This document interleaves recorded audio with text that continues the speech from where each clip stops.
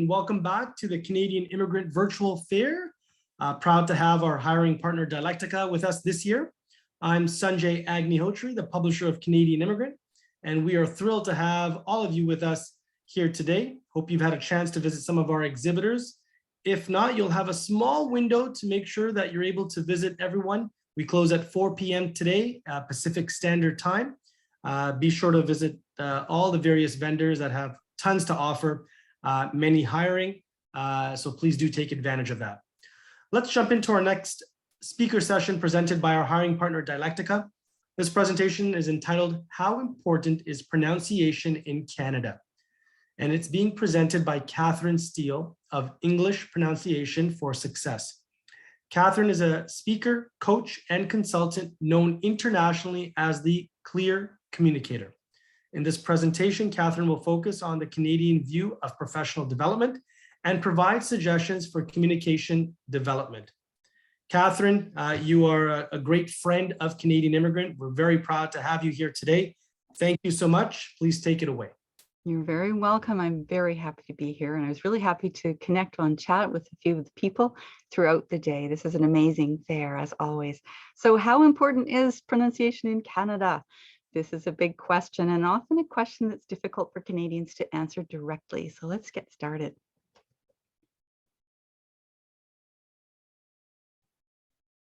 I'm having trouble advancing. There we go. So in this brief overview, we are going to look at things such as the Canadian view of personal development.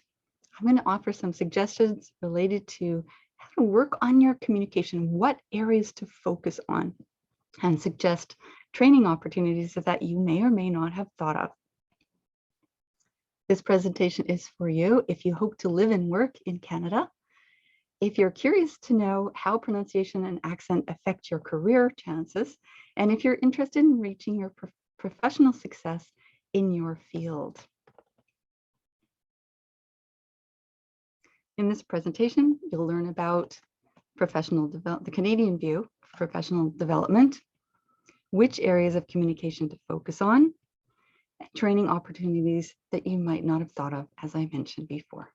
Do Canadians really have trouble understanding accents, or are they prejudiced? And it's very difficult to distinguish this.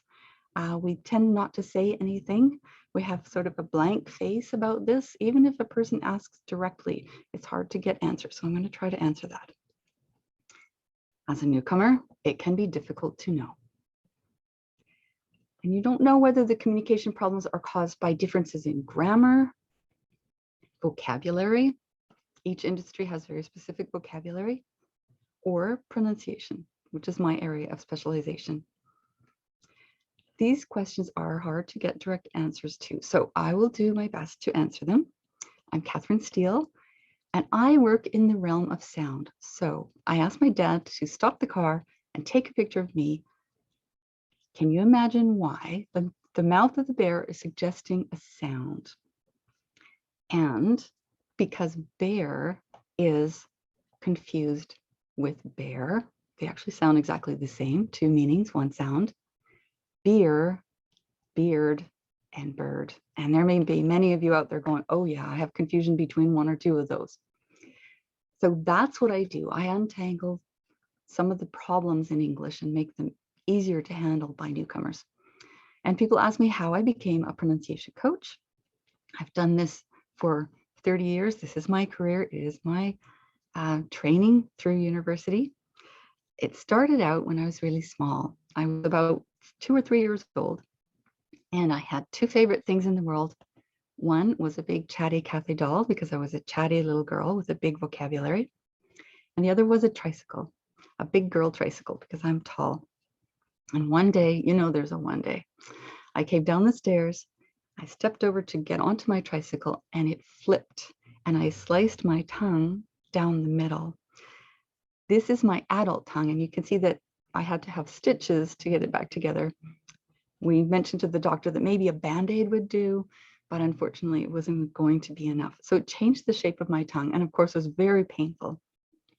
But that means that I understand how to make the sounds and where to place your tongue in your mouth, which is a huge advantage to my adult clients. There I am with my family, still not closing my mouth because it was so sore. And here I am, I'm about 12 years old and I'm winning public speaking competition. So obviously I got my tongue to get working again, my vocabulary back. And this is one of my mini trophies. I have several and won trips and all kinds of things. That led into me taking languages, literature, and linguistics at Simon Fraser University, becoming a teacher, teaching French immersion, going to Quebec, going to Japan. This is my business card in Japan, going to Mexico, and then of course teaching in Vancouver for many, many years as a pronunciation trainer at the college level and at a very big school in Vancouver for international students that were coming. One day, I read an article in the paper that said that it's an article out of UBC. They had done a study, and it said that being ignored in the workplace, this is lower down on the page, is more damaging than being bullied. And I thought, well, that's it. Oh my goodness. We are critical of the way people speak when they come from our own country originally. What's happening to people who are coming from other parts of the world?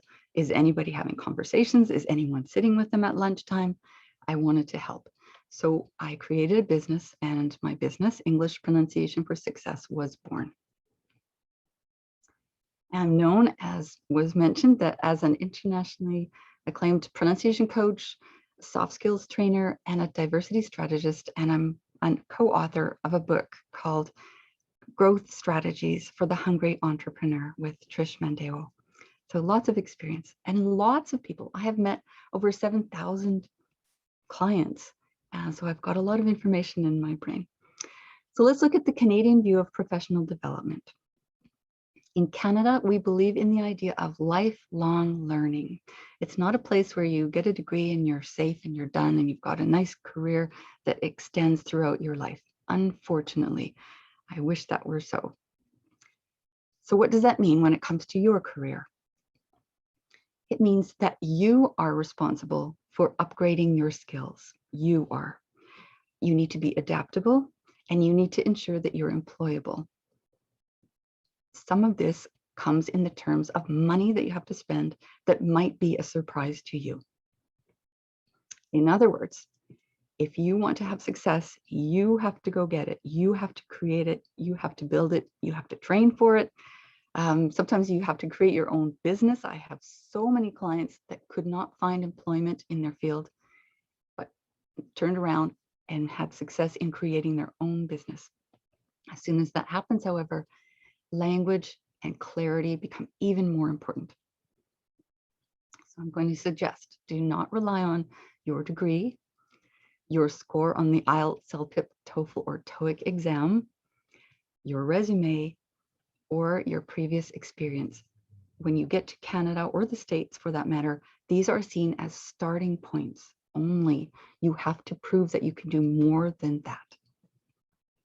And when we have resumes coming in by the 200s and 400s for a single job, you can see that there has to be more than what you've got on your resume. And I hope everyone took advantage of the resume clinic that was provided today. You will likely be responsible for paying for your own training. I want you to know that. I want you to think about setting aside a budget for training, knowing that it's going to be important throughout your life. This may not be something that is of concern in your first country or first culture. It will be something of concern here in North America. Canadians know that it's important to ask your company whether they have professional development funding available for you. They may have a certain amount, maybe $500 is their maximum, or $250 is their maximum. But ask about it, see if there is something. Ask whether it's focused on, new computer skills or presentation skills, or is it something specific to the machinery that you'll be handling? But there may be some way to get some funding. Look for possible grants. I'm going to talk about a grant in a minute, but there are grants out there. They change all the time. And quite often that money goes unused because people don't realize that money is available. There are several grants right now through the Canadian government that I want you to have a look at. Excuse me. Another possibility is to create a group when you're looking at training to cut the cost of training. So if you think, okay, I would like to get this series of trainings and I can find 2 friends or I can find 5 friends, let's see if we can make a package deal where each of us pays into the price and it is less expensive. And there are so many free things out there, but I'm going to tell you, I want you to participate fully. I want you to take every nugget, every ounce of information that you can and start applying it. If someone suggests have a nickname or change your email or whatever they suggest, if they're in a professional capacity and they're working to help you look more professional, start putting those changes in, changes to LinkedIn, for example. Take advantage of them and use them. Don't think, oh, this is free, I won't really pay attention. No, someone was kind enough to offer you something for free that was of great value. Don't waste that opportunity. Many of the most successful people in Canada are self-made men and women, immigrants or children of immigrants, and newcomers like yourself. Canadians admire these people. They took control of their own success. They pushed, but they also learned. They learned as fast as they could, and they became a success. They were not given money to pay for their own training. We have a lot more training for free now, grants and things that are available now than we have ever had. So if you do not find a grant, you're going to be funding your own. Find remarkable people to help you and amazing courses and jump into them. So which areas of communication would it be best to focus on? I see a typo. I want you to know that where you focus your energy, such as accurate sounds at the bottom, that is a minimum requirement. If you have been told that people can't understand some of your sounds, work on it immediately. They will never understand those sounds, and you will always bump up against this problem of misunderstandings, especially on the phone. Word stress, the dangerous area, sentence rhythm, emphasis, and at the top layer, intonation. So quite often people say, nobody ever talked to me about rhythm or emphasis or intonation. And I know, and it has hurt some people that they haven't known that this was an issue. English is a language that plays with the music and creates something completely different from the original message by changing the music. I could say, that's great. And I'm really excited about it. Or I could say, that's great. And I think it's bad. I think the exact opposite of the words that I'm using. You need to be aware of this. Knowing that enables you to take on roles that require the following skills. Okay, so at the base level, language based on words. What you say is what someone believes. And very soon, that is not what people hear. Next one, urgency, using volume to suggest urgency. If your volume is constantly loud for every word, which many languages are, but English is not, I'm constantly under the pressure of thinking that you need something urgently and that you're in a panic. So it's very tiring to work with. Small talk. It's incredibly important to be able to create connections with people through small talk. But when you're talking, you're thinking in sentence rhythm and you're allowing a person a pause so that they can jump in and have a comment regarding something that you have just mentioned. I find that people don't often pause when we expect someone to pause, and it causes confusion in the conversation. Persuasion. As you go higher, you need to be able to convince somebody maybe to purchase your product, maybe to offer funding, maybe to change their opinion as a team member and do some things in a slightly different way. And then humor. And humor, of course, does not translate well, but you need to be able to handle humor at a professional level. So we're going to look at this in another way. How does this apply to my career goals? Let's have a look. Entry level, you're on the phone. This actually requires absolutely every skill. We pay the least for some of the people who are frontline. I'm thinking of Tim Hortons, for example, or McDonald's. They are called upon to deliver excellent service, excellent communication, and yet they're not paid much. Junior level, Zoom calls. Are you brave enough to jump in and put your hand up and have comments? Do you know how to politely interrupt? Senior presentations. You're going to present the new model of the Ferrari in the shop, or something that you would like the other merging company to get on board with. C-suite, news media. Are you prepared to jump onto a television newscast? Think about that. And then the board level, legal issues. You will be called to account. And so you need to be ready to diplomatically express yourself. The training opportunities that you might not have thought of to get you to these positions and these levels of language that require some specific flexibility in your pronunciation are, I'm again having trouble advancing. There you go. Enroll in courses at the community center. Quite often those are less expensive than, say, a university course, and can provide you with friends in your immediate area that you can communicate with, go for coffee with, share contact and maybe information about your children. Because they are local, there are more opportunities to develop your small talk. Join Toastmasters and other public speaking organizations or trainers in your area. They say that they are where leaders are made, and that is very true. They're well known. If you have that on your resume, it is well respected. And they are a place where someone can gently correct you. They have established a system for correcting someone in a way that doesn't hurt. Find a mentor. Choose someone in your field or outside of your field, but at that higher level that you would hope to attain, and ask them questions, ask them pointed questions about your communication style and things that you can do to improve.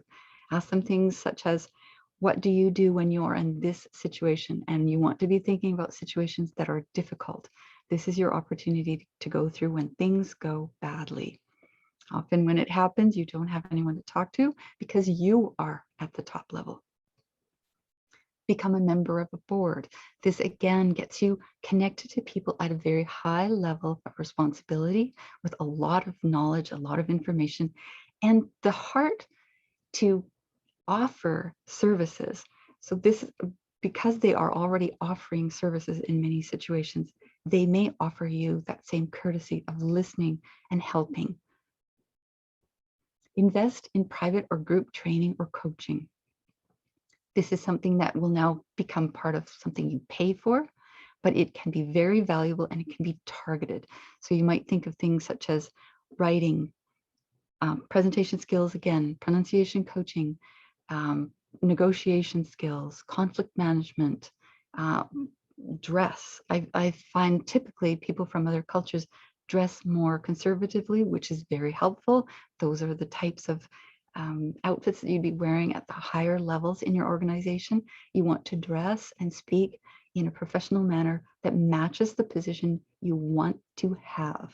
Think future, think forward. So I mentioned that I fall into this category, as do many of the people speaking today. So you will have met people throughout the day who offer training courses.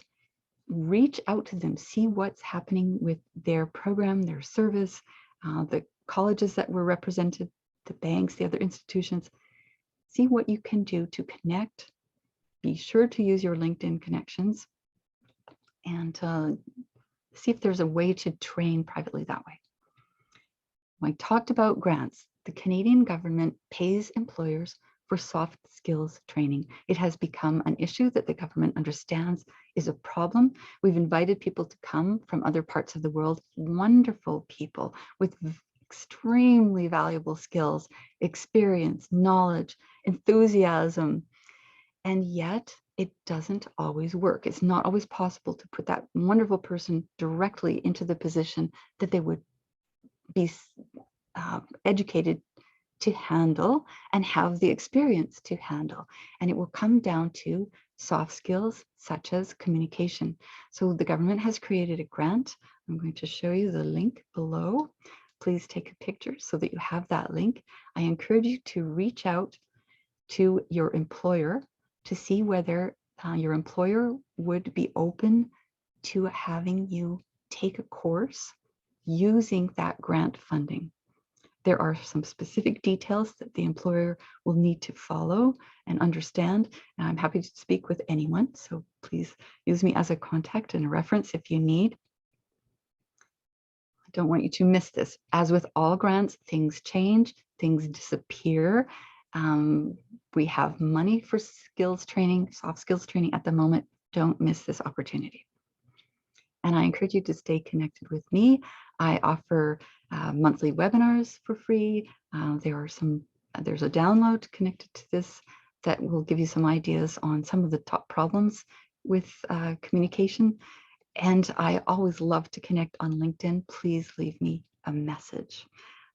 If you've taken a picture of this one, I'll move to my final slide, which is how you can stay in touch with me. And I wish everyone the very best of success.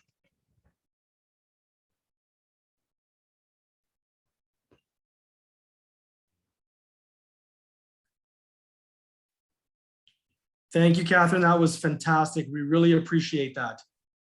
You're very welcome. It was my pleasure. We have a question posed, and I'll send it your way. While I've been in Canada for a few years, I still find myself getting over worried before meetings. My English is good, but I get self-conscious and I find myself shying away from speaking out. Do you have any tips about, and this is probably a common theme, do you have any tips about gaining or becoming more confident?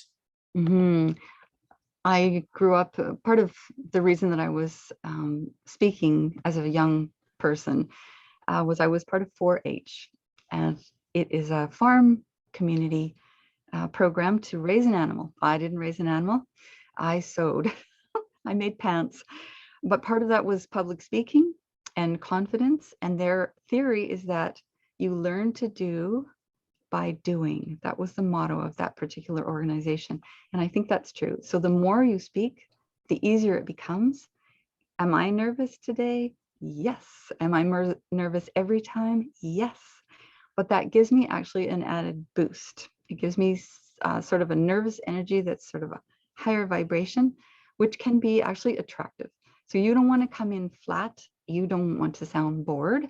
So when you're a bit nervous, you're probably not going to sound bored. So that's really important. So take that with you. You're not going to sound bored. You know what you know. And you have been practicing in your mind what you wanted to say. So you are ready.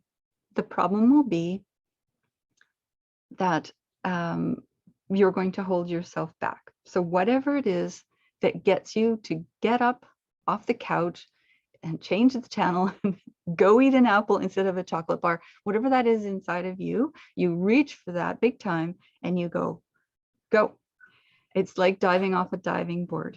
However, if you have an opportunity to quickly write yourself a note, even if it's just 3 words, your brain will relax because it's written down somewhere. You know what you want to say.